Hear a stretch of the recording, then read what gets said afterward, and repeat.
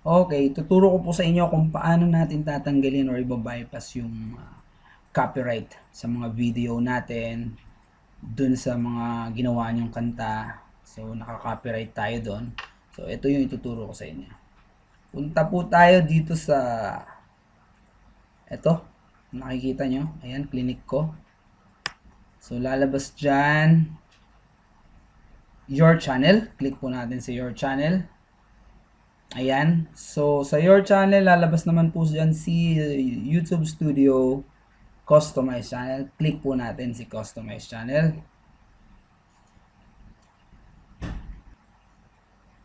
Iyan po. Ito po yung lalabas. So, dun po sa taas yan, meron kayong makikitang Video Manager. So, click lang po natin si Video Manager. Dun po. Pag na-click natin si Video Manager, ayan. So, ayan. Meron po kayong makikita dyan, kagaya nitong sa akin, meron ditong nakalagay na block. Naka-block po siya. So, ayan po.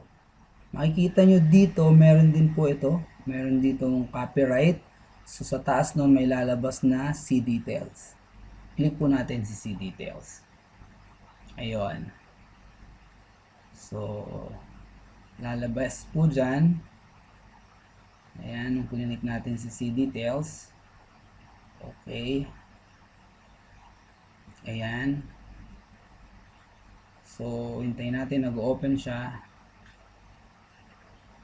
Ayan po. So, kung makikita nyo dito, meron po diyang nakalagay na not affected, black, ayan, ineligible. So, then, pag nag-scroll down po kayo, ayan, scroll down kayo, makikita nyo yung video na blinak sa inyo. Sa right side po, etong side na to, makikita nyo yung select action. So, click nyo po si action. Meron po kayong makikita dyan na dispute. So, click din po natin si dispute. Ayan. So, meron po kayo dyan. Scroll down lang natin. Meron po ditong sinasabi na I own. Ayan. Pwede nyo mong mabasa. I own a copy of the song or video. So, hindi po tayo doon. And meron din po I am not making money for my video. So, dun po ako papasok. I give credit to copyright owner. So, kung nabanggit dyan sa tatlo na yan, wala kayong ibang gagawin kundi i-click lang to. Yung nasa box. Click mo yung box na yan. So, continue. Ayan. Continue. So, may lalabas pong ganito.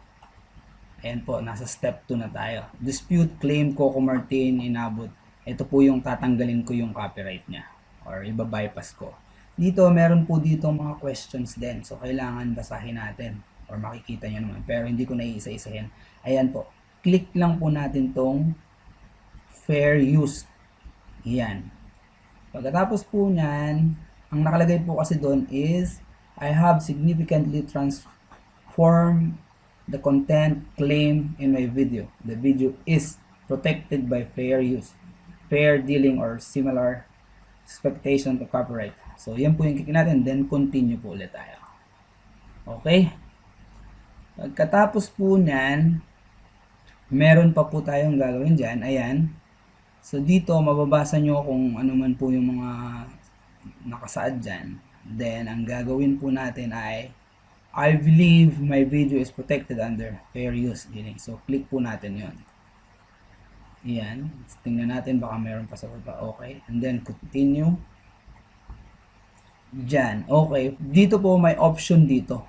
Type of your fair use. So, kung ano yung ginawa nyo, kung sa video ba yon or sa songs. So, meron dito mga options.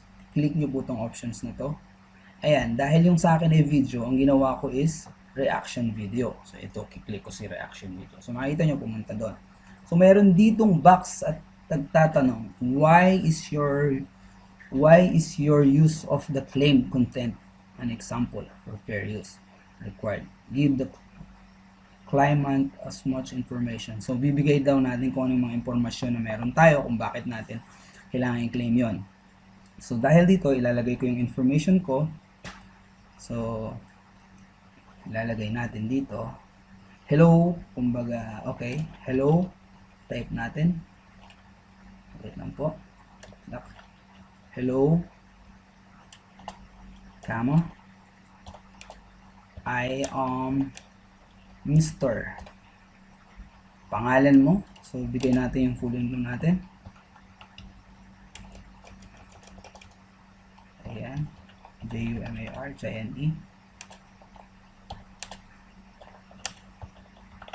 Yan. And then, comma. And, ilalagay natin dito ay to give full credit. So, I give full credit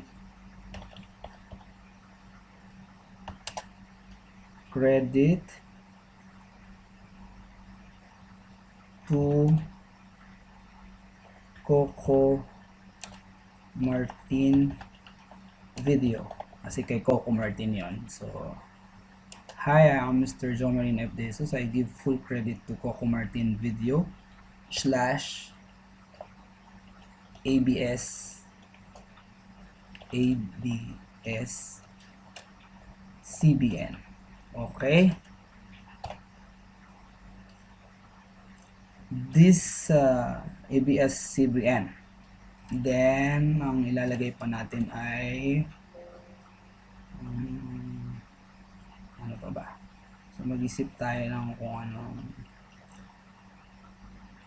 Okay. This video this meets the legal requirements.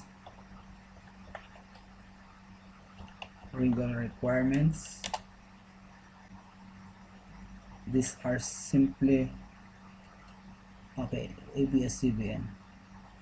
This meet the legal requirements. These are simply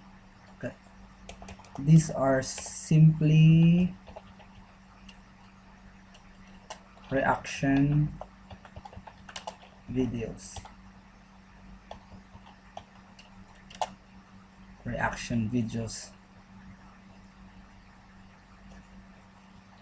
As many other people done as well. Okay, period. So, check natin kung tama ba yung nilagay natin. So, nagpakilala tayo. Hi, I am Mr. So, my name, and I'll give full credit to Coco Martin video / ABS-CBN. This meet the legal requirements. These are simple reaction videos. As many other people done as well. Okay. So, pag nagawa na po natin yon, scroll down tayo. Meron po ditong 3 box. Kung makikita nyo.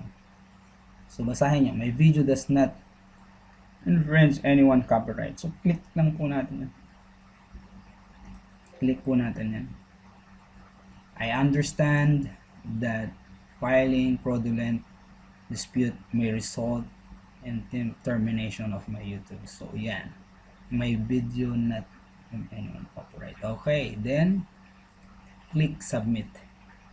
So, dito, meron pa tayong nakalimutan, meron pa tayong signature. So, ito ay electronic signature. So, ilalagay natin yung pangalan natin. Marhine. So, full information po yung ilalagay natin. Ayan. So, submit.